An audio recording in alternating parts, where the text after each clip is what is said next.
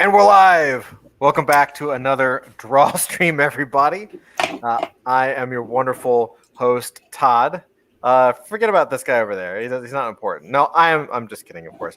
Uh, this is Andrew. I should point over here from Misfit Corner Comics, who's joining us tonight. He is I've known Andrew for way too long, and he is an incredible writer, an incredible comic artist. He owns one of the best primo comic shops in Jacksonville, Florida.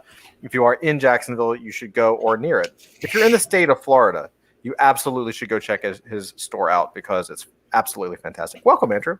Absolutely. It's absolutely fantastic. Yeah. So what are we doing tonight? So tonight we are going to draw a character from Adult Fantasy, upcoming in the release, coming very, very soon. Date to be announced shortly. But this character is called Grumblebee, and we're going to jump in. I'm actually pretty excited to get her done. Let me see. Now this is the time. This is the time where I try to figure out which one. Oh, you know what would be good? What's that? It would be good if I actually shared the screen. Let me do that. Well, there we go. You see that okay? yes. So this is Grumblebee. I've already started working on her just a little bit, so you can see the ink. I'm doing the inks on top of the pencils. I gotta fix that foot up a little bit, but yeah, she's coming along really nice. And so let's jump in. So I am here to answer any questions about art, any questions about my background. I used to work at Cartoon Network, Marvel Comics, Marvel Entertainment. Yeah, we're doing our first launch, our first NFT drop coming soon. It looks, I'm excited for it. I think it looks fantastic. In fact, I'm even going to pause this because Andrew, let me see if I Yes. Dude, you're going to love this. You have not seen this. And some of the folks at home might not have seen this. We have a new website. Ooh. So I'm going to share this really quick so you guys can check it out. If you haven't had a time to check it out, you should check this out. Here we go. This is the new website. This is Adult Fantasy. Limited edition evolutionary NFTs. This is what the actual NFT looks like. It does some other things, but physically, that's what you're gonna. Well, digitally, physically, right? Like we're kind of in that weird space now where digital is physical and physical is digital. But that's what you're getting. It looks awesome. We're in love with it. It's a total labor of love. And yeah, mint area is ready. The smart contracts have been developed and coded up, and they're on Rinkeby testnet. And yeah, go down, check it out. Here's a little example of what it actually do. So I got to tell you, before we hop into the drawing, one of the things that's really interesting about this that makes it completely different is that these cards actually age over time.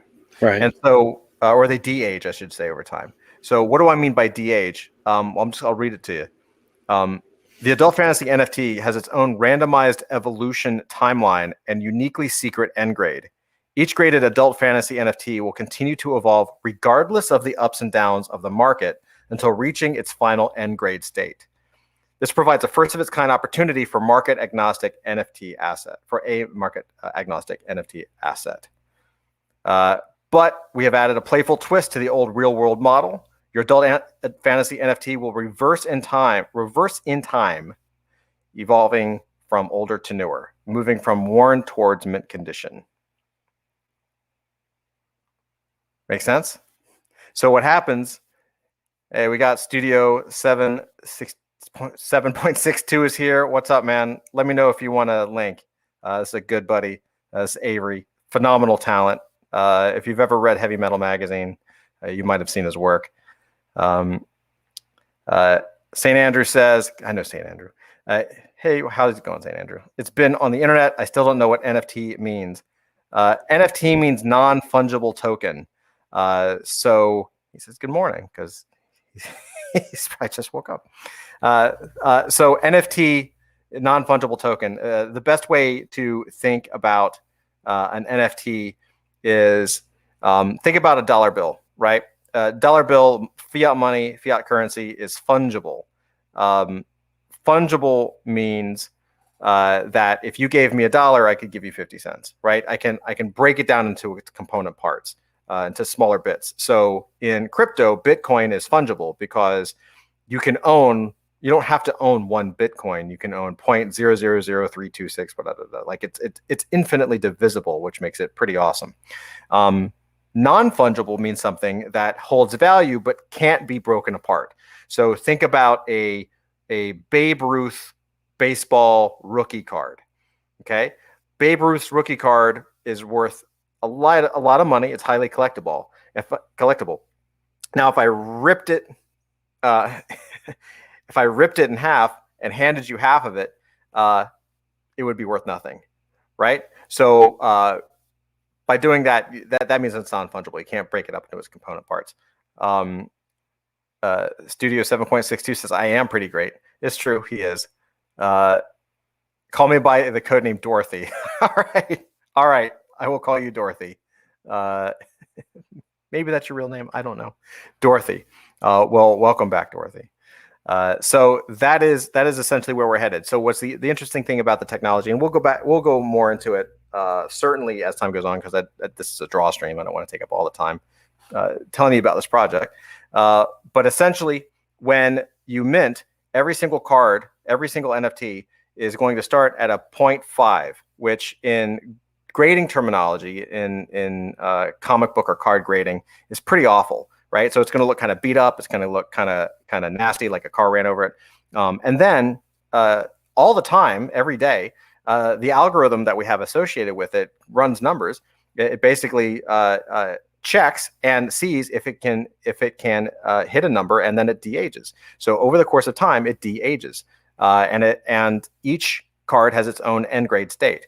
And we're very excited about it. I can't wait to get my hands on it. I love it. It brings back that old comic book collecting feel to me, and card collecting feel. And doing something that could never happen in real life, which is actually making something look better over time as opposed to look worse. So that's all I'm going to pitch for that. Adultfantasy.io. Please go check it out. I don't think you'll be disappointed, and I would love to know what you think. We're putting our heart and soul into this project, and there's a ton of information on here. Yeah, we think you guys are going to like it.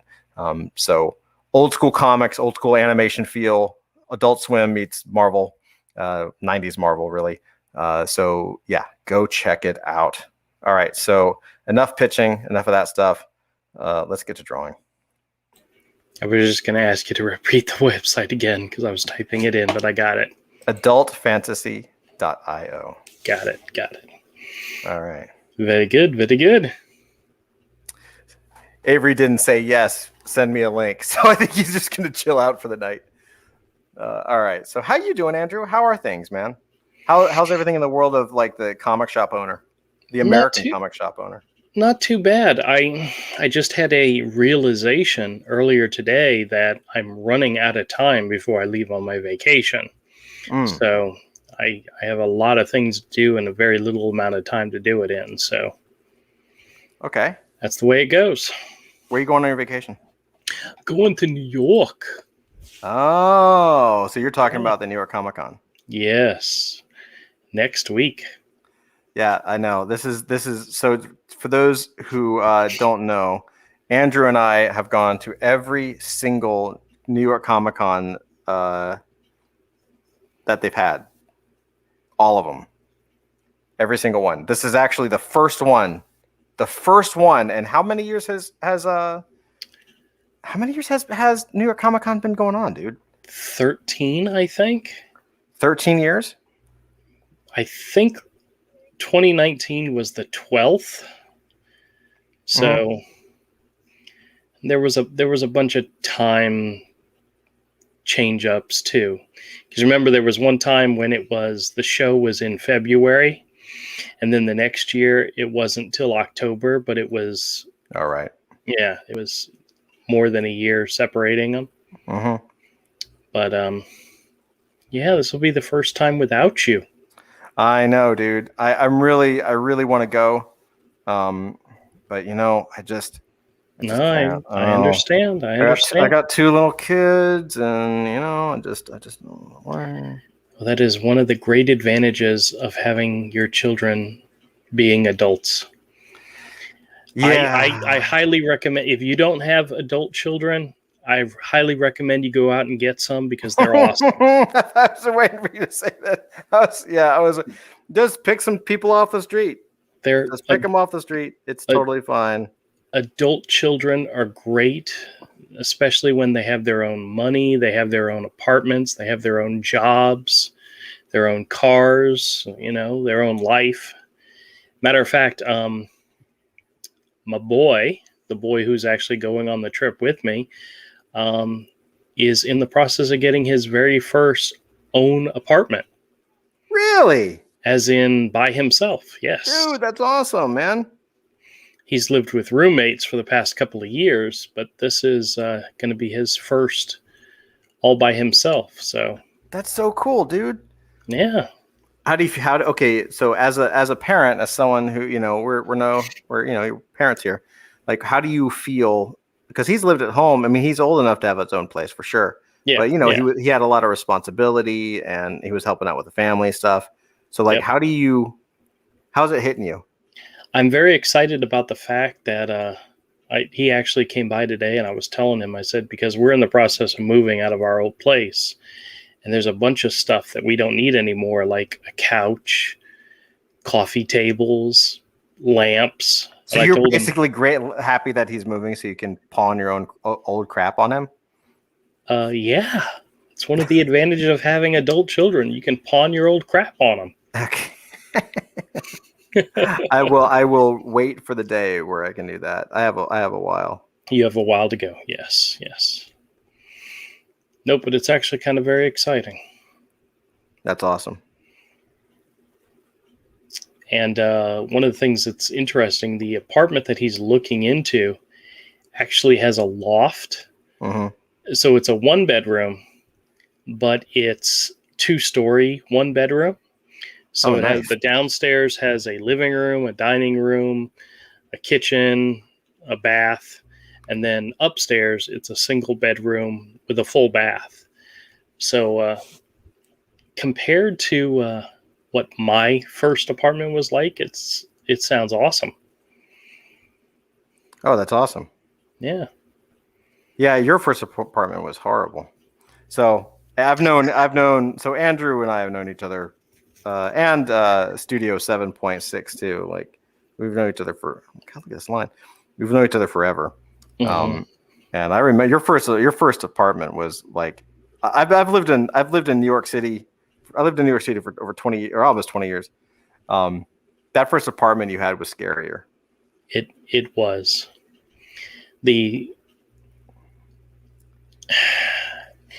It was one of those times in which we were moving into an apartment complex, and I knew somebody who lived there. So when it came to the question, do you want to go check out the apartment? I said, I don't need to do that. I already know what the apartments look like. Dorothy, not hold on. dawning. Hold on. I'm going to interrupt you. Dorothy wants to know what's his name again. I think so. This is Andrew. His son's name is Mike. Ruby Thursday says Mike. Yes. Yes. Awesome. So I'm going to Studio 7.62 has asked for the link. Cool. Let me give it to him. I don't know if you remember it or not, but the day we started to move into the apartment, you and Avery were helping me, and we got to the apartment for the very first time, and the refrigerator was in the middle of the living room, and it had rotting food in it. I do remember that? Yeah. It's like, that's something you usually check out before you sign a lease, but not me. I said, hey, I know what the apartments look like. I don't need to go see it. That is very true. And it's so funny. Like, you don't really like realize it when you're in it. Mm-hmm. You don't really realize like how rough you have it, or because you're just living your life. You're like, and it feels normal because it's normal to you, you know.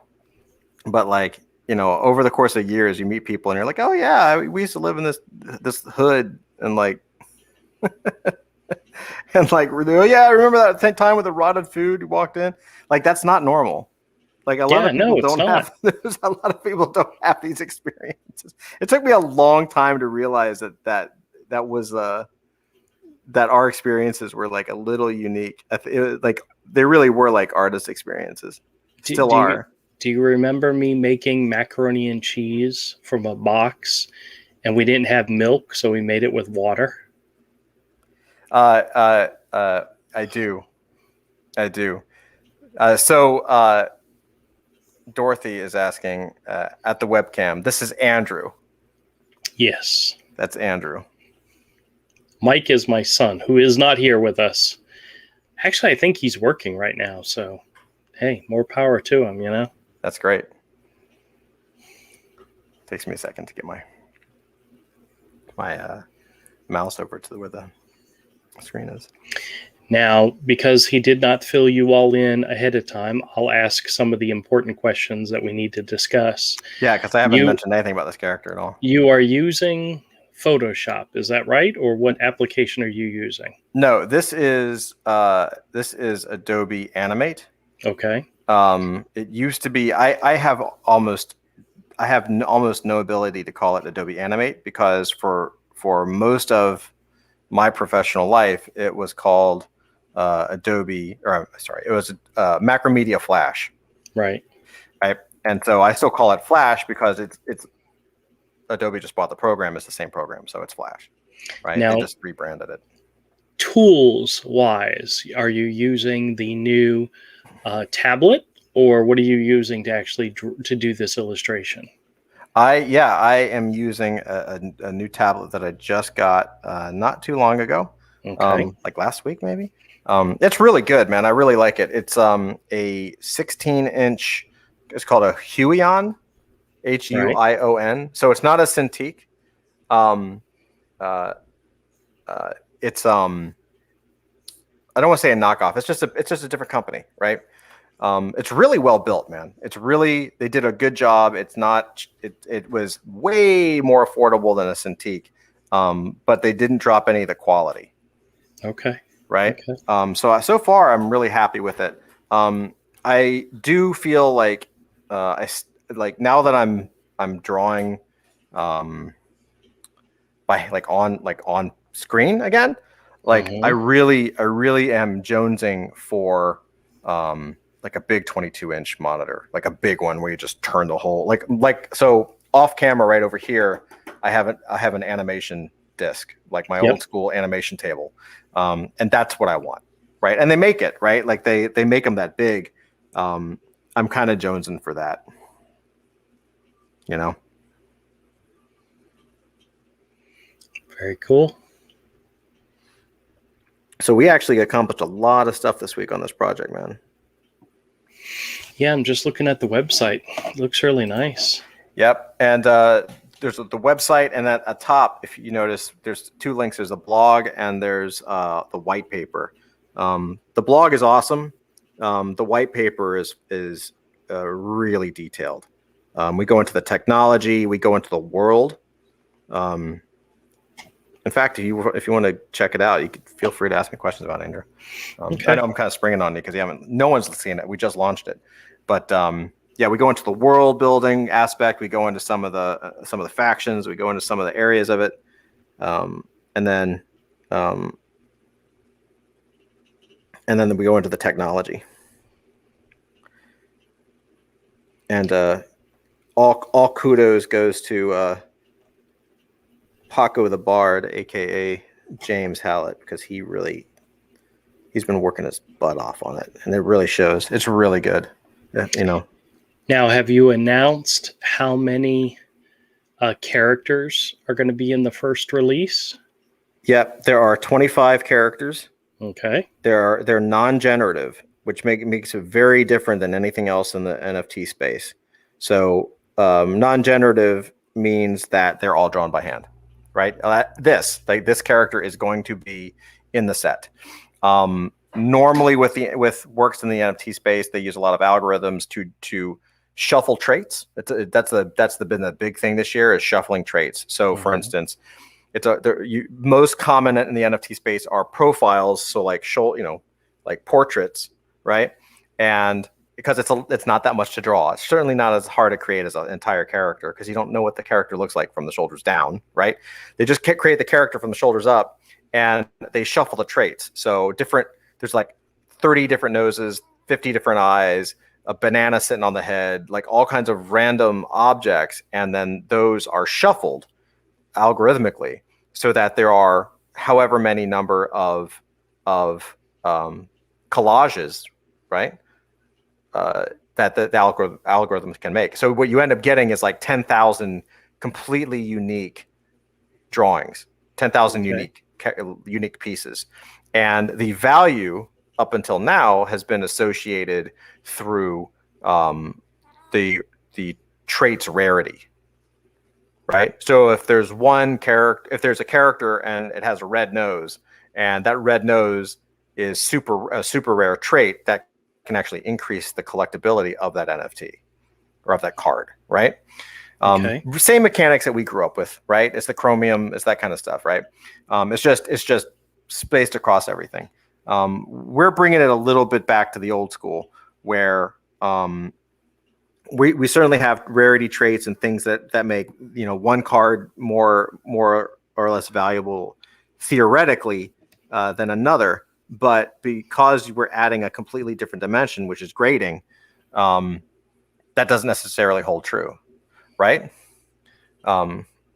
Because now you have rarity traits, but you also have the grading of the card. Hey, Studio, what's up, buddy?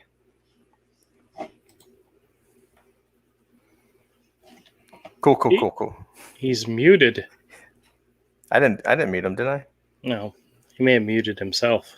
Okay, he can unmute himself. So anyway, no, he's much better to look at, not to listen to. It's true. Yeah, he's really more of a kind of a just a sexy street meat kind of guy. He's more of a supermodel than a Shakespearean actor. This is true. So he's pretty to look at. Let's just put it that way. Yeah, he is. He's very pretty. Thank goodness he's here because he's classing up the place. Anyway, we're just teasing him. Yeah. Yeah. So we're basically taking this idea of rarity traits and we're combining it with old school collectibility and desire, stuff that you and I loved growing up. You know what I mean? It's like, well, what if you now have these weird balances with the adult fantasy NFT. You have like this kind of a cool weird balance where you might have a super rare card. Like what makes something rare is different because you might have a super rare card, but what if the grade is a little lower than something that is more common but has a higher grade, right? So these are things that we get to play with that nobody else has, at least that I know of, has ever really thought to play with. You know what I mean? And ultimately, at the end of the day, this is about having fun and really bringing back some joy and some real just levity, man. Everyone takes themselves so seriously. And I guess, working at Marvel and working with Cartoon Network and Adult Swim, if you're going to make something and you're going to put so much time and energy into it, you might as well have a freaking laugh. So, we're doing all this high tech back end work, but we're also not taking the content too seriously, right? We're essentially creating a universe of, characters that look like they jumped out of a 90s Marvel comic or Adult Swim, like classic Adult Swim. So how you doing, Avery? Hey, what's up, man? What are you working on?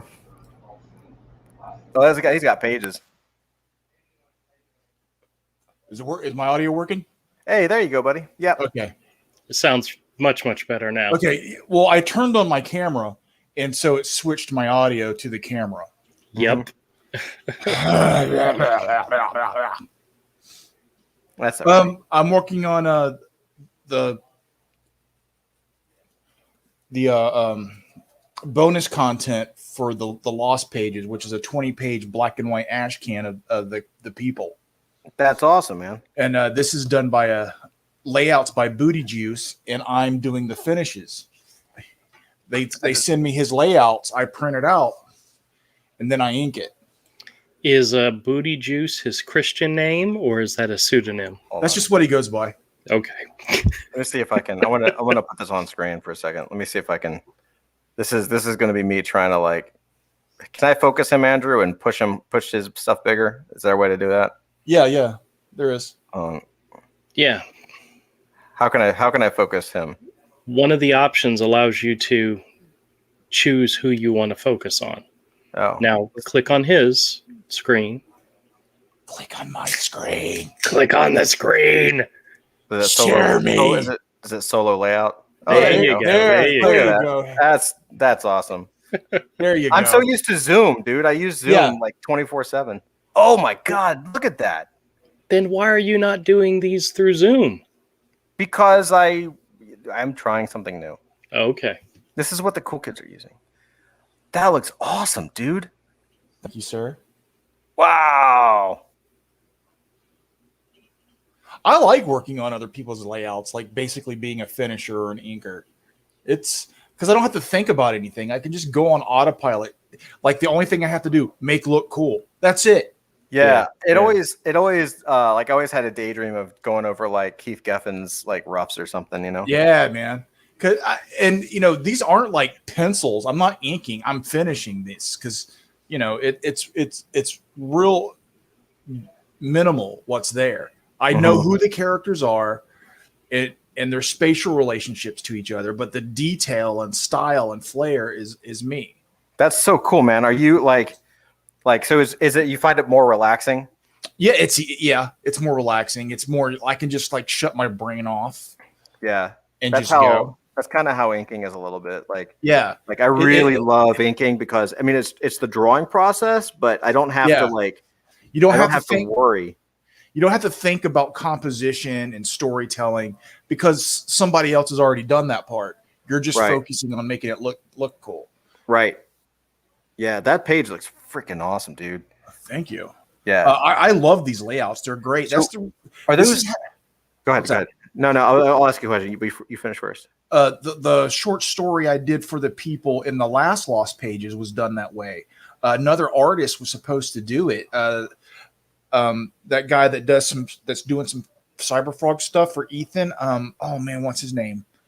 EJ Morges was supposed to do the story. Well, he got too busy, so they were just like, "Well, can we use your layouts?" And they said yes. And then they got me to do it, and I just used EJ's layouts. Like I made a couple of changes to a couple of panels, did them differently, but mostly I just printed out EJ's layouts and grabbed a pen and a brush and just went over it with my style on top of his layouts. And his layouts for that were kind of like this.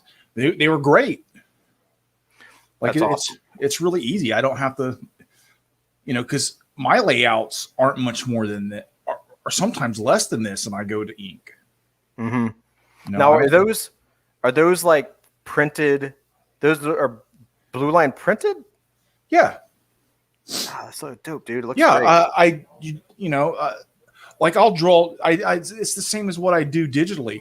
I'll draw it in black and white and do filters on it and do all kinds of stuff in Photoshop, and then I'll put a layer of blue over it, set it to screen, and keep making it brighter and brighter till it will barely print. Then I print it out on this like 12 by 18 Canson watercolor paper because I like that nice tooth from watercolor paper. Yeah, I have a rough style.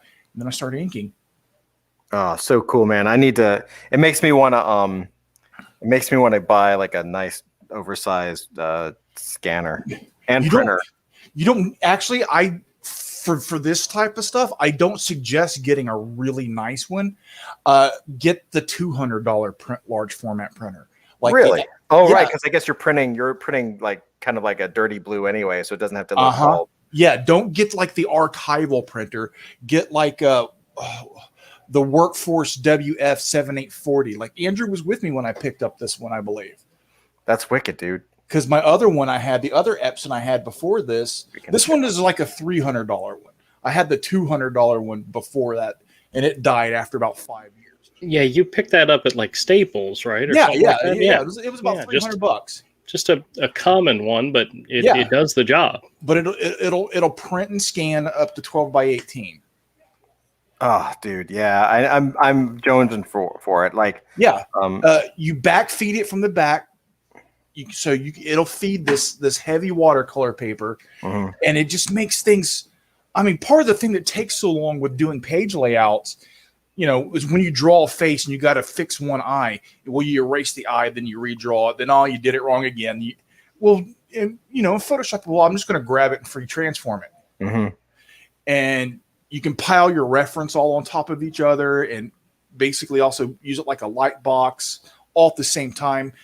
Textures, I save so much. Like, okay, I got to draw a brick wall. Well, I'm just going to stick this CGI texture I have of a brick wall in there.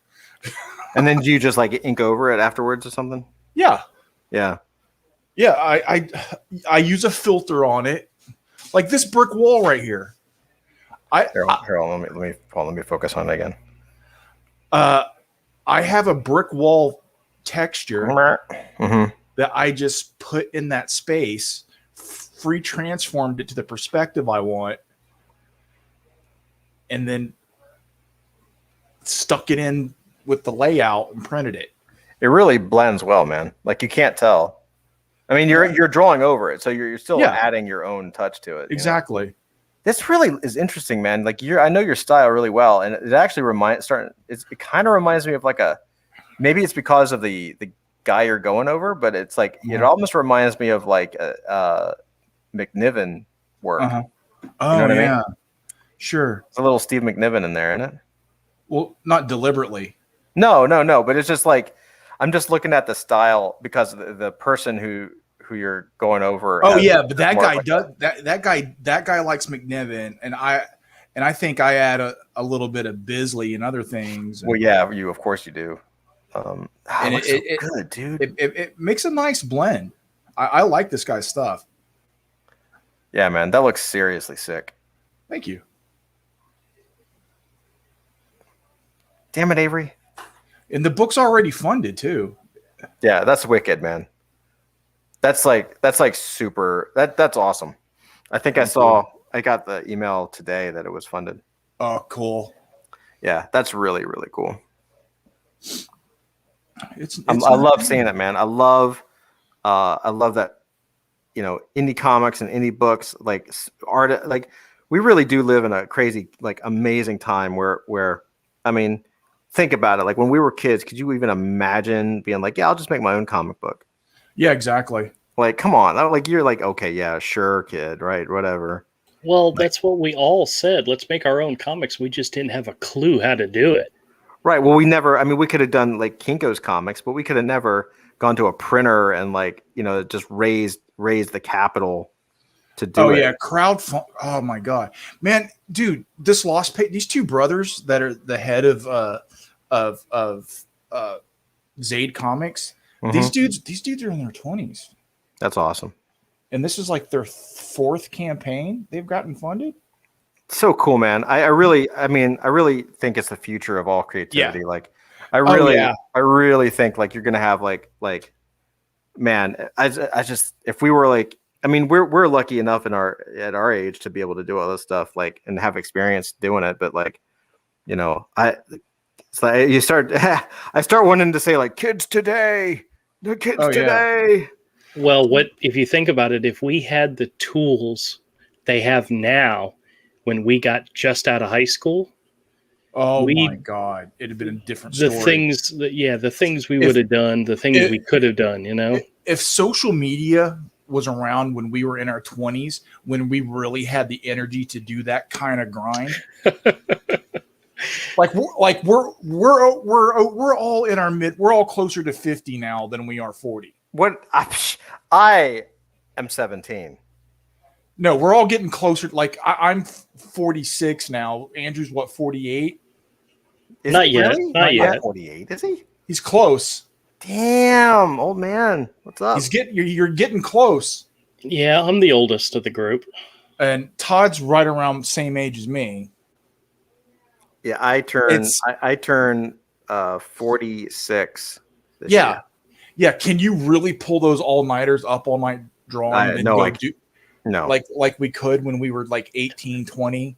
No, I absolutely can't. Like an all-nighter for me now is like it's like one. It'll- If yeah. I'm working till one, I'm like But- busted the next But just day. imagine though, if this social net, the social media thing and crowdfunding and all that, which really takes it's a real grind Yeah, it is. to establish yourself in the digital space, and I'm not good at it. Mhm. I'm lagging behind big time in that aspect. I'm fairly good at networking. That's the reason I've been able Right. to land some of the gigs I have in this space. Right. But the social media aspect, I'm terrible. I mean, once I get my house sold and I moved and I have some money in the bank, I'm going to invest in some things that are towards the type of content I want to create, because you can make any content you want as long as it gets clicks, and then you have the comic book or something to sell. That's right. And that's where you're really going to make your money. That's right. So Avery mentioned us getting old, and it made me remember or think about the fact that Todd and I have recently talked about doing a 24-hour comic. Yeah. But we were gonna have to do it in 2-hour increments and schedule Yeah. it out. and like a month out. yeah, we're I was all like, how way, sad is that? well, because we're way past that age of being able to do things like that. I mean, let's be honest. We're getting up there. We're getting a little long in the tooth. Honestly, I only use the term whippersnappers once a week. Yeah. I yell at people to get off my lawn all the time. Oh, I have totally turned into that guy. Like my attitude is Clint Eastwood in Gran Torino. Get off my lawn. That's me. That's right. That's right. Yeah, that's right. Except instead of having an M1, a Grand, I have an AK. Right, great. But that's still my attitude towards people. Yeah. So, speaking of Marvel, has anybody caught the latest episode of What If? I am Well, actually. I'm a little behind, dude. Which Well, one?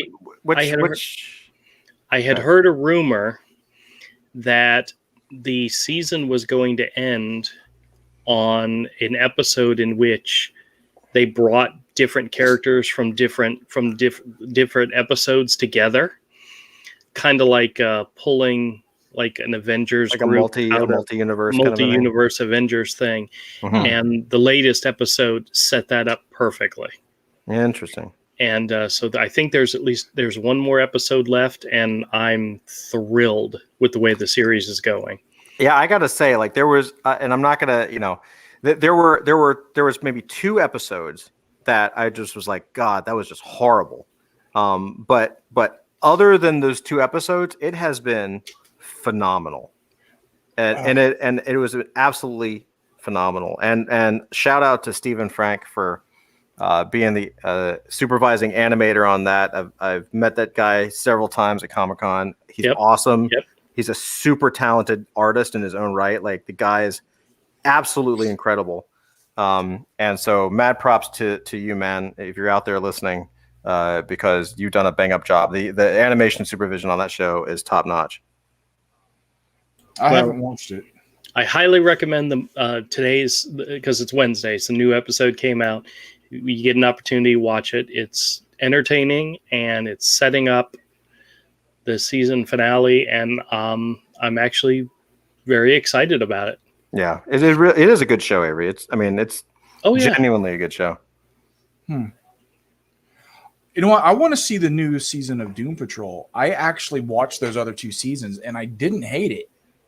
oh, that's one of the ones that the wife and I watch when we're eating dinner, because we always watch something while we're eating, and it's one of those series that she had no connection to it whatsoever, but watched it with me, and damn if that show didn't give you an emotional connection to some of the characters, you know? Mm. They would do something and you're like, oh man, I can't believe I'm upset because they just killed a rat. You know, I mean, it's that dumb. Spoilers. And I Damn. actually, you know, even though it's just his voice, I actually like seeing Brendan Fraser working again because that dude's funny. Oh yeah, oh yeah. I forgot that he was in that show. Yeah, he's the robot guy. I forgot his name. Crap. Robot Man, Yeah, Robot Man. Cliff Steele. I like Brendan Fraser. I think he's a good actor. Yeah, I do he's too. funny. I do too. Like Monkey Bone's one of my favorite movies. Is it really? Dude, I love that movie. It's hysterical. I honestly don't think I've ever seen it. Dude, it's one of the funniest movies in the world, dude.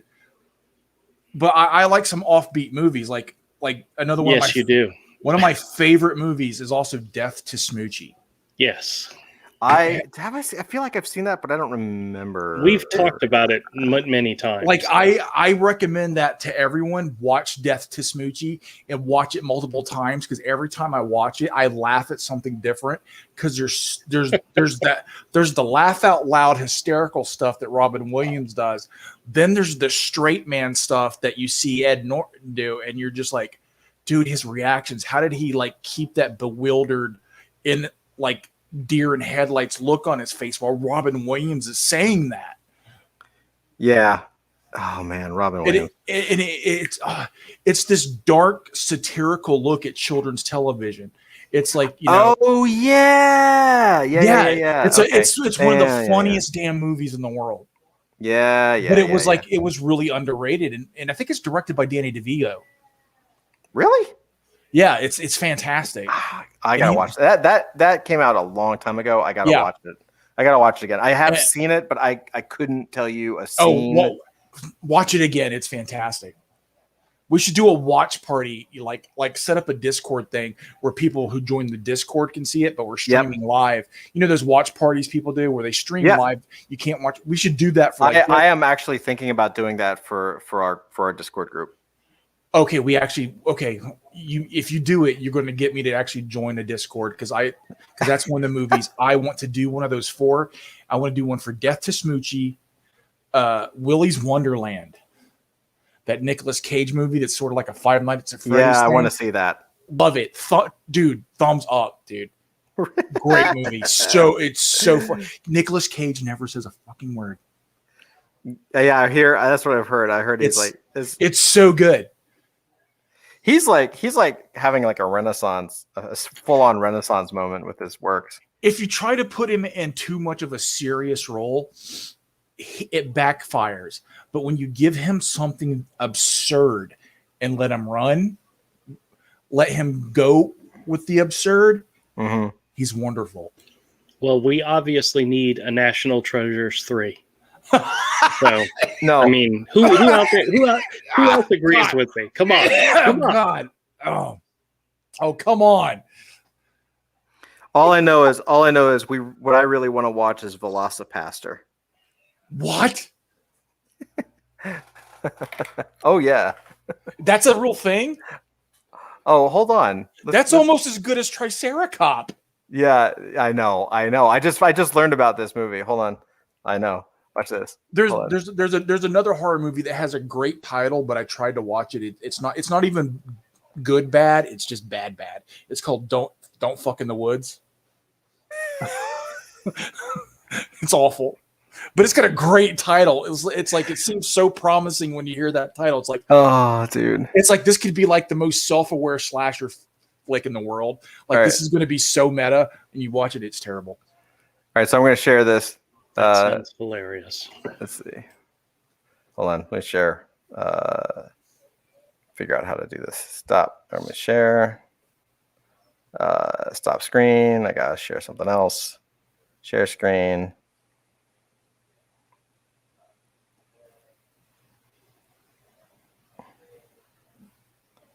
All right.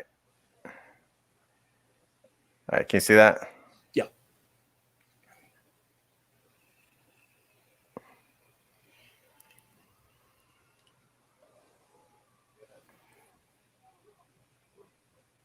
I think you forgot to share audio.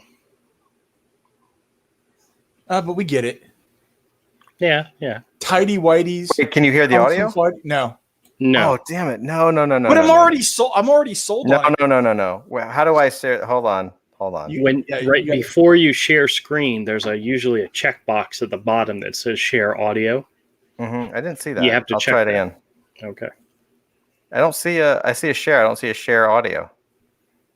Are you sharing a specific Google screen No.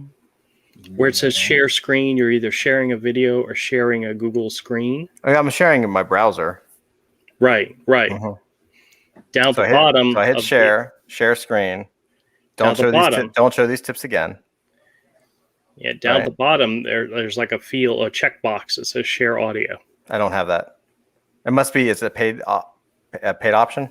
Nope. No. I do it all the time. I do not have it. I don't have it. Share screen. Shares. Okay, when you click on share screen and it goes to your options where you can hit entire screen, window, Chrome tab. It's Chrome tab. At the bottom, there's a little box that says share system audio. Oh, I see. I was on Brave tab because I use Brave. I was using window. Gotcha. Okay. There we go. Share tab audio. Got it. Yes, that's where it's at. Like that, right? Better? Okay, hold on. Give me a thumbs up if you can see it and hear it. We can hear it.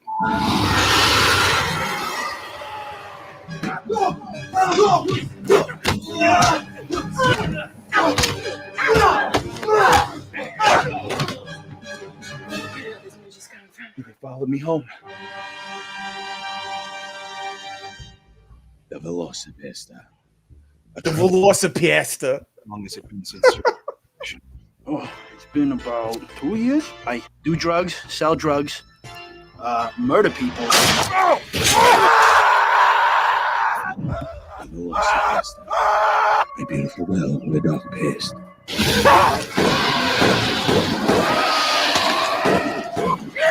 Last night was amazing. What are you talking about? The time you turned into a dinosaur and ate someone. What? Don't say. You guys talk all the time about helping people. This might actually be the first time in your life you can. By what? Killing people? Yes.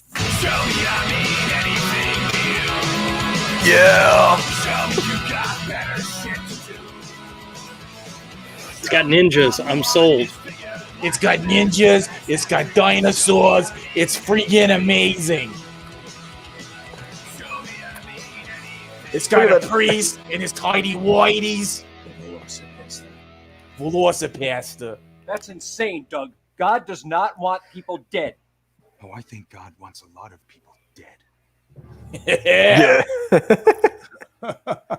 Right? I think that would be That's an writing. awesome. That's writing. It's That's classic high art. stuff. It's absolute classic. The Quentin Tarantino write this? I totally think that should be like a share stream, right? Like a full-on movie night absolutely, stream. absolutely. I'm down. Yeah. I'm down. Yeah, I think it's in. I think it's gonna do it. Like, we're behind the scenes. We're working on a lot of things to work on community engagement and stuff. I think I just want to do it. I can't think of anything else. How is that a thing? She's right. Ruby Thursday says, "How is that a thing?" The question you should be asking is, how is that not a thing? How is that not a thing already? Why isn't everybody talking about this movie? Absolutely. Yeah, well, it actually on Amazon Prime. It has, I don't know, something like 40 reviews, and it's all like 5 stars. It's like one of those things where it's so bad it's great. That's what they say. It's like 4.5 stars, and everyone's like, "This movie is so terrible that I love it." Nice. Yeah, and I'm like, "That's a win, man." Velocipasta. I'm like, "Yeah, let's do it." You know what that kind of reminds me of? That fantastic movie from our youth, Jim Cotta. Do you remember that one? Mm-mm. No. The gymnastic ninja. Oh wait, Oh, I do. I have oh I my have a vague memory of it. dude. I have. You not, remember the guy? He's running from the ninjas in the city, and then all of a sudden there's like an overhead beam, and he starts doing flips off of the beam, which just happens to be in the middle of the alleyway. Oh, that sounds great. It is That sounds like high art production. Jim Cotta. Yep. Jim Cotto. Put that on the list, Andrew. Put it on the list. Hold on. Now let's see if I've learned how to Let's- share. Hold on. Let's find the trailer. I already got it. I already got it. Let's see. Yeah. Velocipasta. All right. It almost sounds like they're saying Velocipasta. Velocipasta.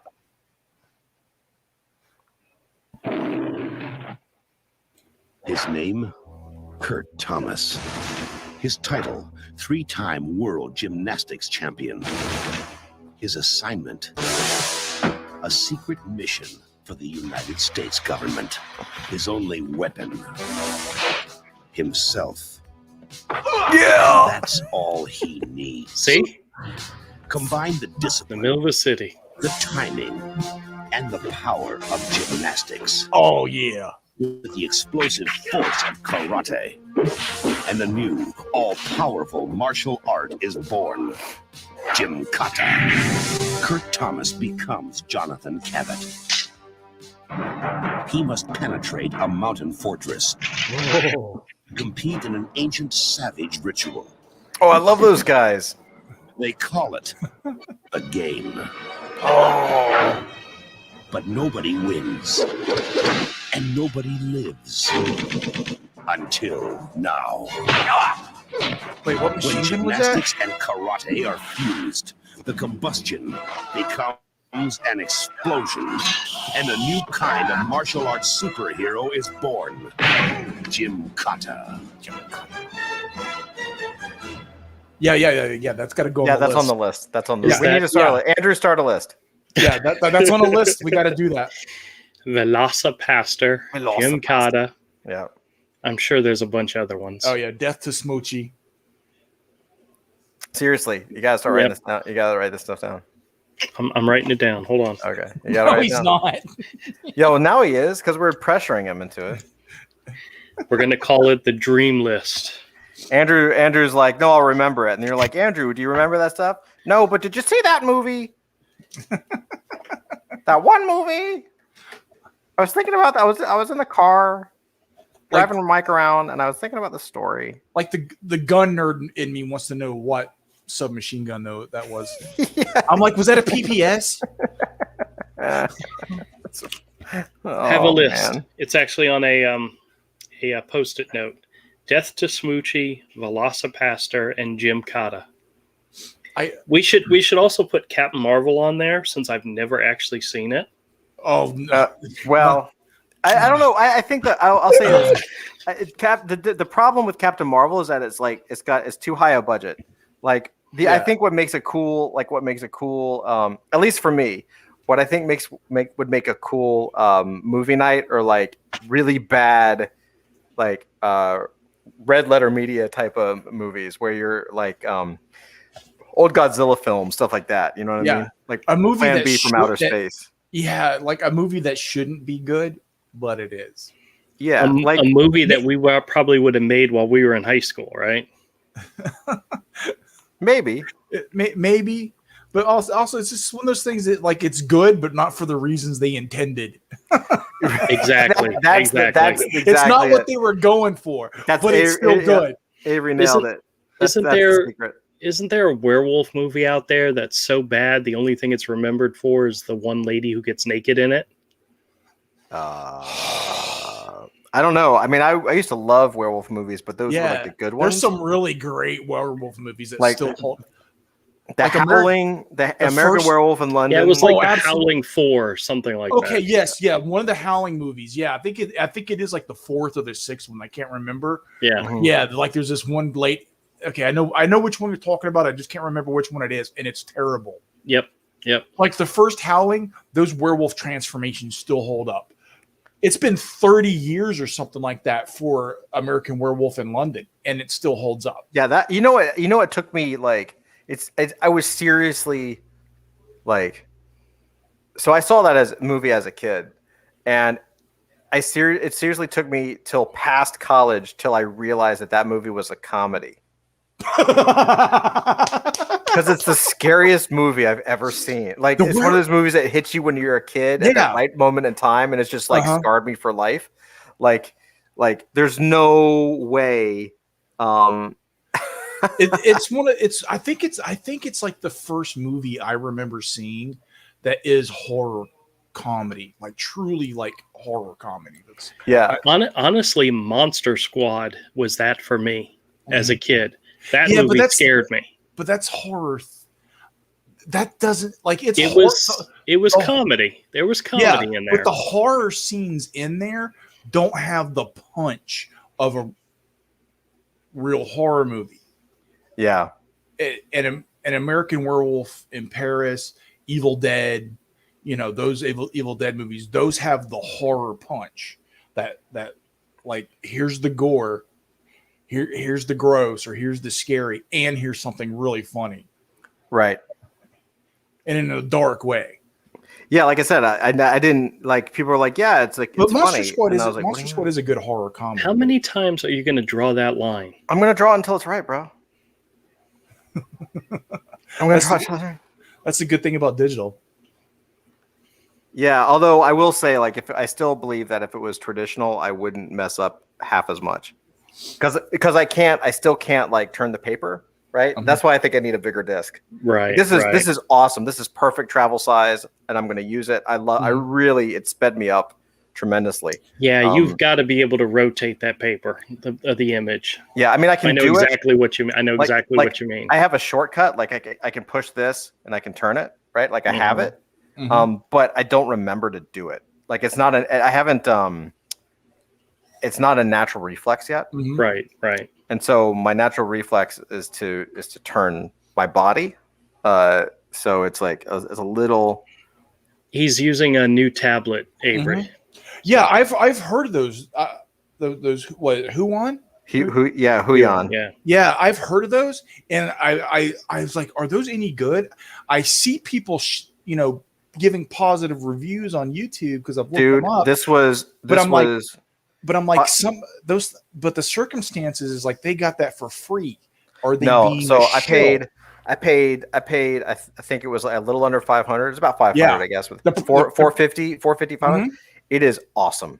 Yeah, because I'm looking at the price gap between that and Wacom, and it's huge. Yeah, it's awesome. It's like $500-600 for something that has. And this thing is like I can't reach it over there. But this thing has like weight. And like it's not cheap. I did, the only thing, and I'm glad I did this. The one thing that I did, if anyone you're curious about it, or anyone else is curious about it, the one thing that I did that I'm glad I did is I did not get it off of Amazon. I got it from their website because the thing is I wanted the basic things you need. You need a tablet. You need the stand, so it sits, because it has a stand that kind of comes separately that can go up and down, right? So it's not flat. You need the pen, of course. And then I also saw that it comes with, they have like a glove that it comes with. I was like, oh, that's cool. So, what I went on Amazon and I was like, well, I want to find this thing. And the description on Amazon don't show, they don't show like all of the component parts. So I was like, well, I knew I was getting a tablet, but I couldn't prove that I was going to be getting the, Gotcha. The stand and everything else. So when I went to the website, it was like 3 clicks and it came with everything. And I was like, yeah, let's do it. Super worth it. Absolutely worth it. Just out of curiosity, how do you spell the name of that? Because I'm going to look it up. HUI. Oh, hold on a second. Hold on a second. My keyboard went to sleep. HU. Yeah, the price gap between that and a Cintiq is huge. It really is. I can't right now. I can't. I mean, I really. HUION. Is that right? Yep. Okay. Like it's really like it's great. I mean, you see it, like you see the work, like it looks great. It's far more affordable than a Cintiq. Yeah. So, I mean, I have an Intuos, and my Intuos is about, I don't know, 350, something like that. Mm-hmm. So it's not that much more to get one of those. It's in an affordable price range, something that's achievable. But the Wacom is not. Yeah. Like it's just way too much. Plus, when I do buy another work machine, I'm just going to buy the baddest ass laptop I can and maybe one of those tablets. That way, if I have, because what I learned when I stayed at my mother's for a long time when I was sick, coming back and lugging this tower back and forth, which it's an Ironside computer. It's pretty decent, but this thing's super heavy. Heavy. Because when I bought this was a fairly high end gaming PC. Mm-hmm. The one you bought, was it the regular one or the Pro one? I got the regular. I did not get the 4K. Okay. Because I was like, I'm using it for a very specific purpose. Yep. You know what I mean? And I don't need the 4K. And I also, for my eyes personally, like because I lean in, because I'm so old school that I'm looking at the lines. 4K would have I felt like 4K would blind me. I'd be like, yeah, I like seeing. I like having eyesight. See, I don't know if it's worth the money to spend it on it, because this thing looks awesome, but I do all black and white and gray art. Uh-huh. I don't know. I'll have to look into it. I do. The thing, honestly, something that gets me moving faster when it comes to the art would probably be a good thing for me. Well, that could help you be faster. Here's where their math comes in. It's like, okay, it is not faster than drawing on paper. No. Okay, it is not. You get the benefit of being able to erase, right? But it's not paper. It'll never be as fast as paper for me, at least, because we were trained on paper. Like that's how we kind of drew. But where the speed kicks in is like post production.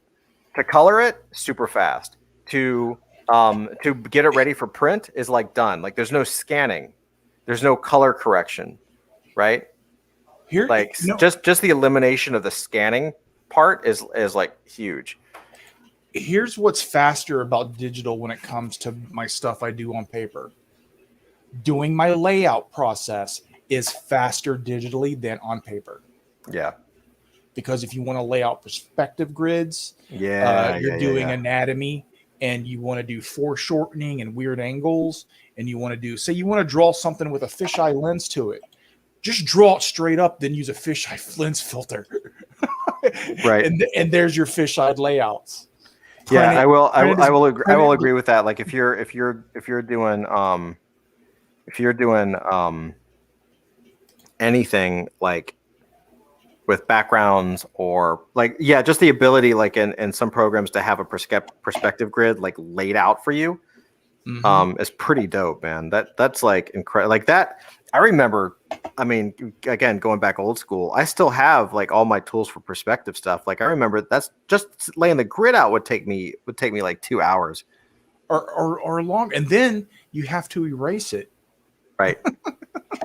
or you're sweating over a light box. Dude, do you remember were you guys with me? This is one of those things where I don't remember exactly where I was, but I learned a little bit of my building perspective from Adam Hughes, and I don't remember if that was at a convention or if it was when I was going to Gaijin back in the day. But like, he taught me this trick where you would do all your perspective lines, and then you do your grid, and then you would do an X, and wherever that X hit, you could draw the next line, and you would have these perfect windows in perspective. And so I sat there and I would draw all these X's and all these windows, getting like this perfect perspective. But you get these dope looking buildings, but it would take you freaking hours. I mean, obviously you would be like Adam Hughes. But now it's like you don't even have to worry about that. Like there's no worry about it. You don't even do that. Why would you do that? Yeah. I mean, I think it's good to I still think it's good to be trained that way. Yes. I work with a lot of artists and I've trained a lot of artists, and they don't know the basics because they got trained on the cheats. Mm-hmm. You know what I mean? So being trained on the cheats is great because they're fast, but they can't hit a quality level, or most of them can't or I shouldn't say most, but a lot of them can't because they weren't trained with the fundamentals. They were trained with the cheats. Yeah. You know what I mean? I think it is important to learn, like before you start digitally painting, I think it's a good idea to, at least play around with some acrylics and watercolors first. The same with the drawing, a little like pen and paper, some charcoal and some newsprint. Yeah, for sure. Yeah. Get used to it. Do some blind contour drawings and some mass drawings. Do that stuff. Yep. 100%. Learn the basics of 2-point and 3-point perspective.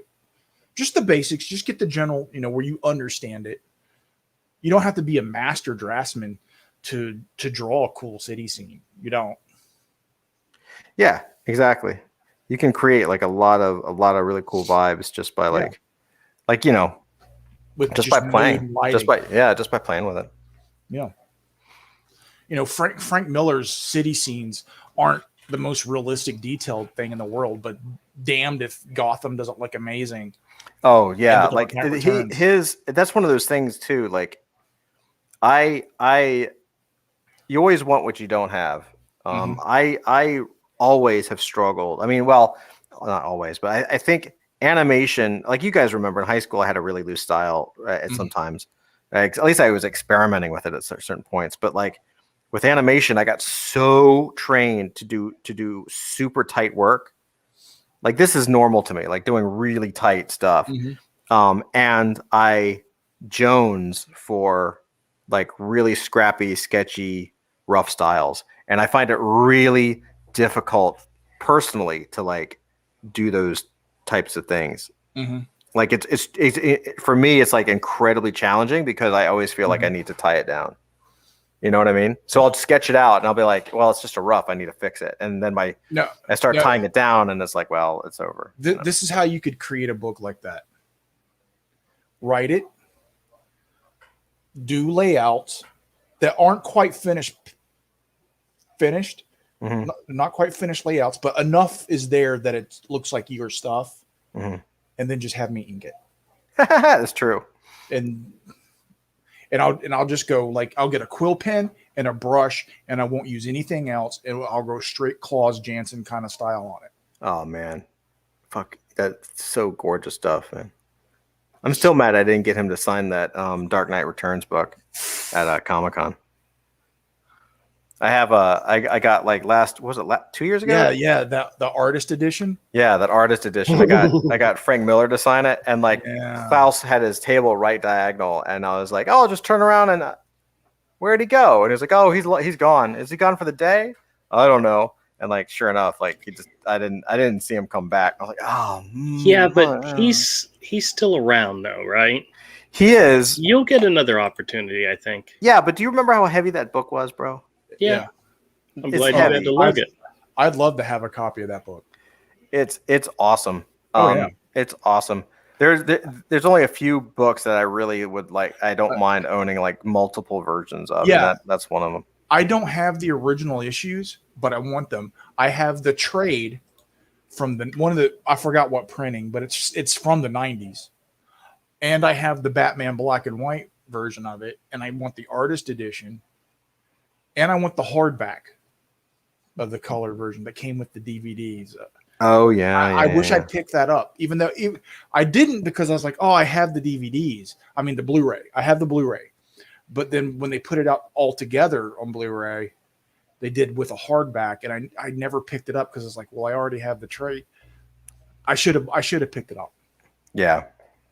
That way, just for the hardback version. You know what I picked up this week for the first time? Go. I got. Oh yeah. I had the black and white edition of that, and I had to take it back because the cover was ripped off in the package.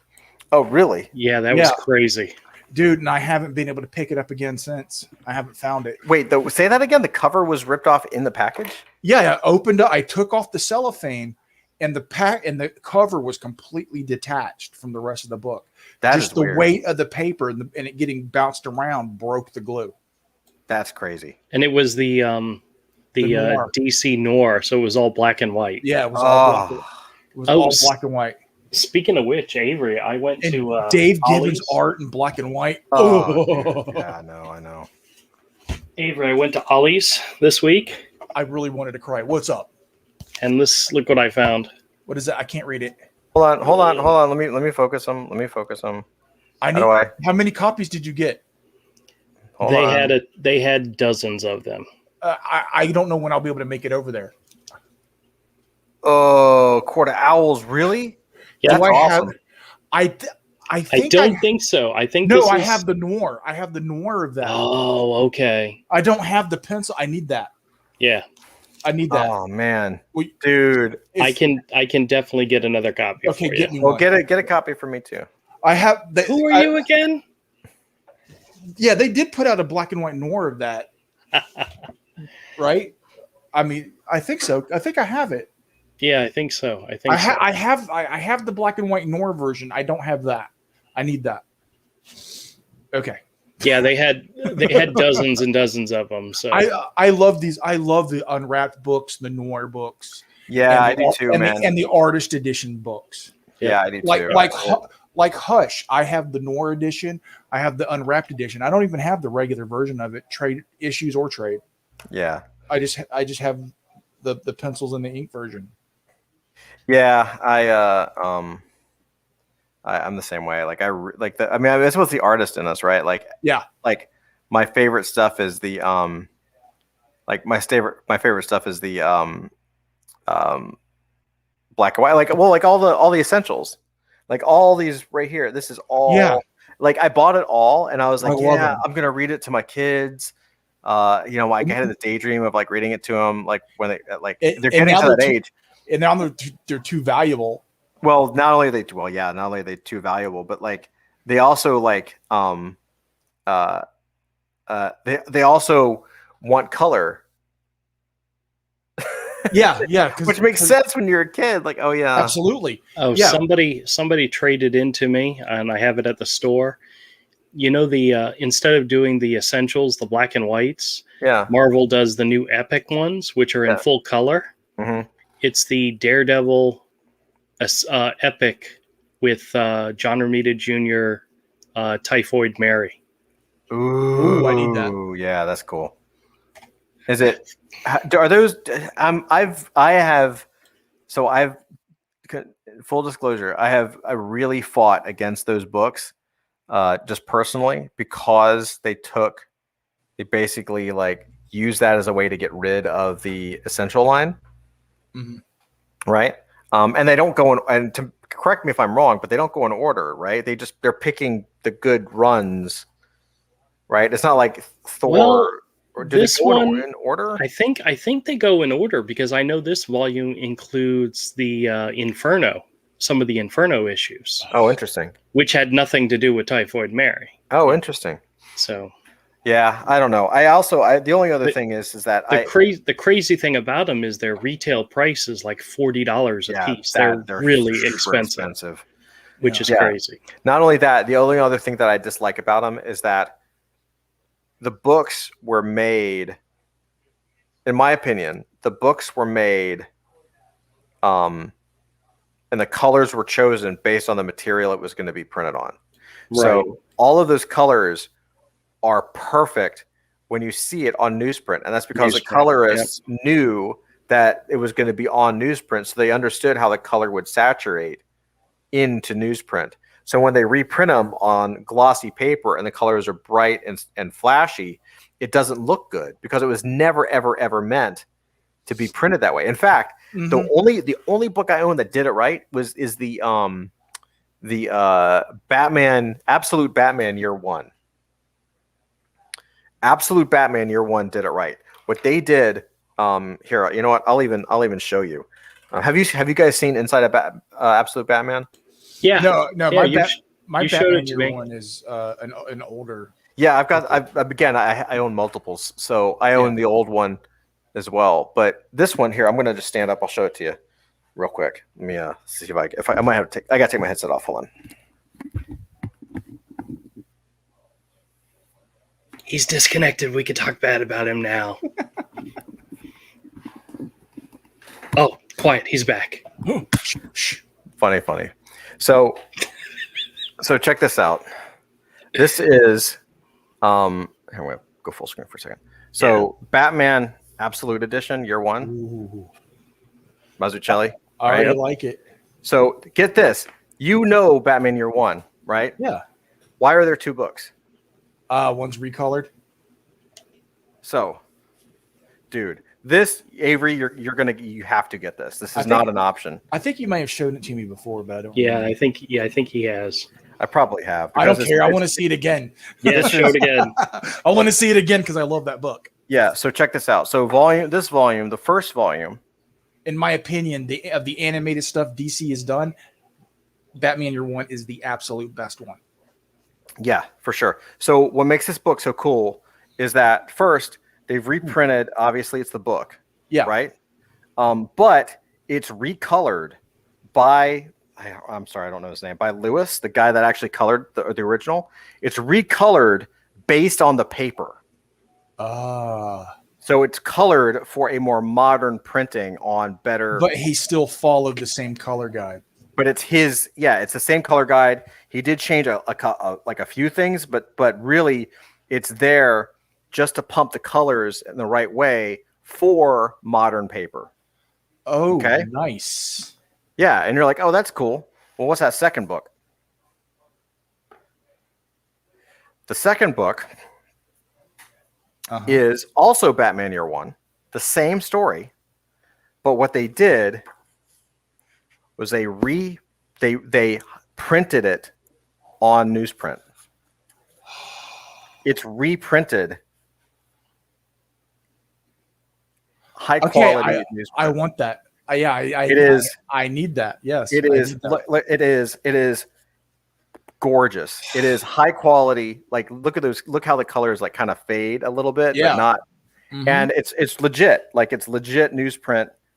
And it's just gorgeous. Like, you can't even, like, the minute you open it, you're like it's unbelievable. Like, it looks so good on newsprint, and then it's got all of Mazzucchelli's like pages in the back, like all of his rough sketches, all of the scripts, like all that kind of stuff.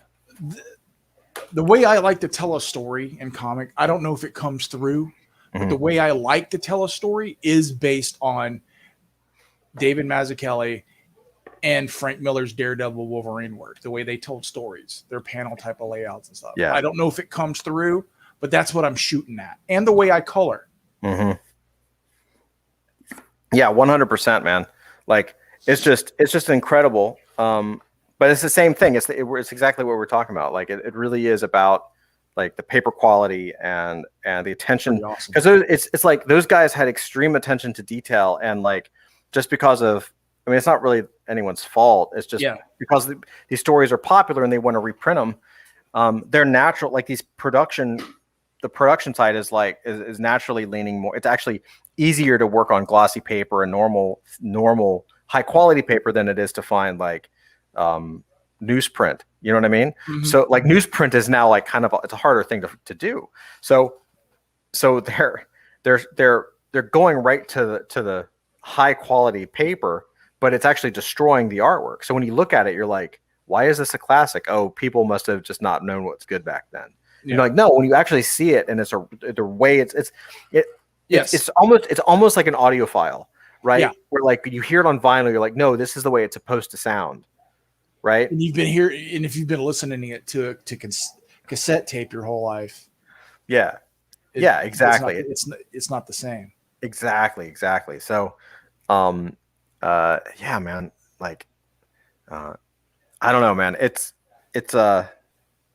like when you watch a classic horror movie that you've thought was amazing your whole life, but you grew up watching it on a tube TV from the 1980s or 1970s.